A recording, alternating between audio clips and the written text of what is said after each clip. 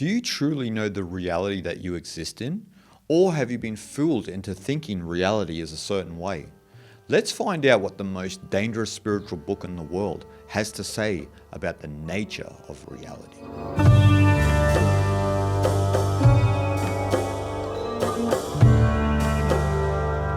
When it comes to knowing the nature of reality, it's probably more strange than what you think. We've come to this conclusion in the world that we think we know the reality that we exist in, maybe through scientific endeavor or maybe just from our own felt experience.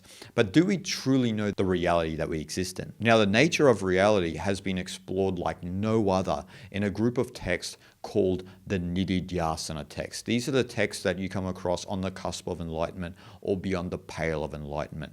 And today I want to explain to you a passage from the Avadhuta Gita, which is one of the greatest Nididhyasana texts by Lord Dattatreya. And this text is one of the greatest Nididhyasana texts, as I said.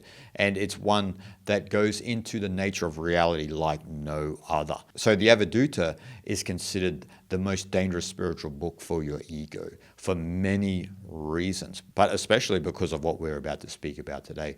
So I want to read to you this very important verse from the Avadhuta Gita on the nature of reality around us.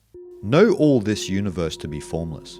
Know all this universe to be devoid of transformation. Know all this universe to be pure existence itself. Know all this universe to be of the nature of the Supreme Beatitude.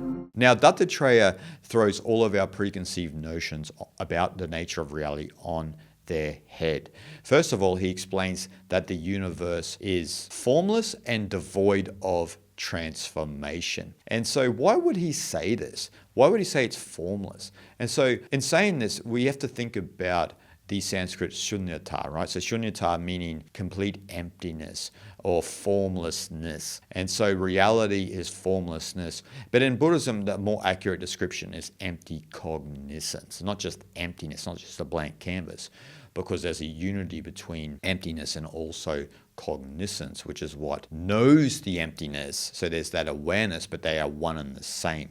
Likewise, in Advaita Vedanta, we know that through the ultimate undifferentiated consciousness of Atman within you and I, which is identical with the ultimate reality of Brahman. So we understand that reality is truly formlessness.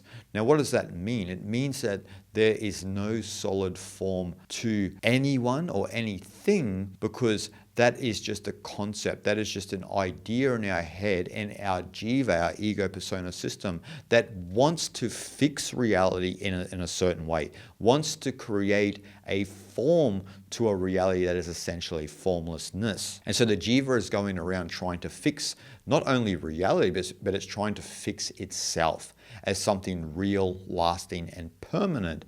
But then Dattatreya comes along and just throws that idea out the window and says that we ought to know all this universe is formless. It's not an object of knowledge. We're not just talking about form here. We're talking about basically creating the world as an object of knowledge. In the Upanishads, it says, those who know the Brahman do not know the Brahman. But those who do not know the Brahman because they haven't made Brahman, the ultimate reality, an object of knowledge.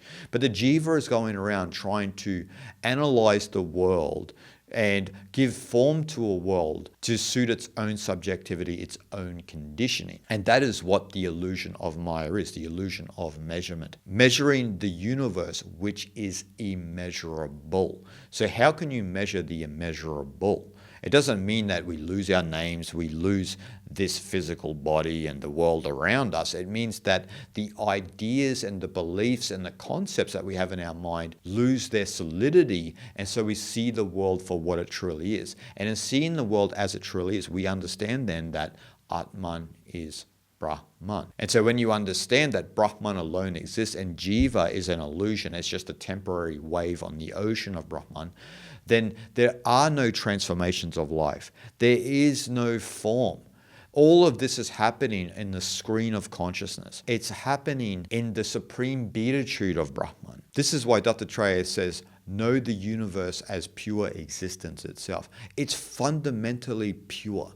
It is this pure non-dual consciousness, but it's only our subjectivity that warps that and tries to give meaning and shape to something that is completely non-dual and pure.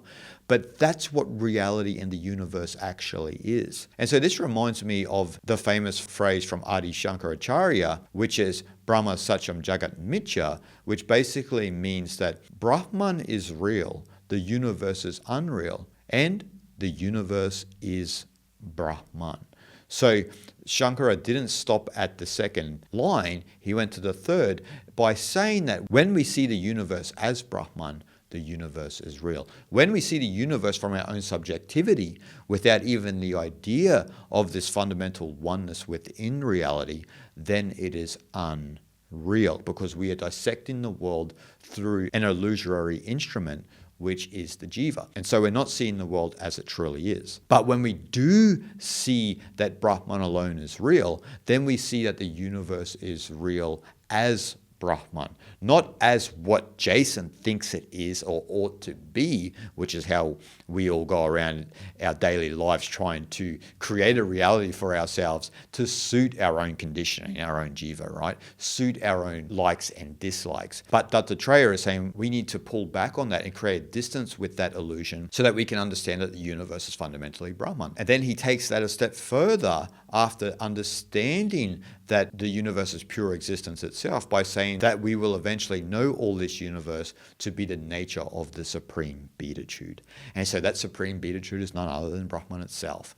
It is that pure splendor, that ananda, that unassociated bliss that we embody when we begin to downregulate the jiva and come back into the heart of the true nature of our existence, which is the Atman, which is identical with Brahman. Shanti, shanti, shanti.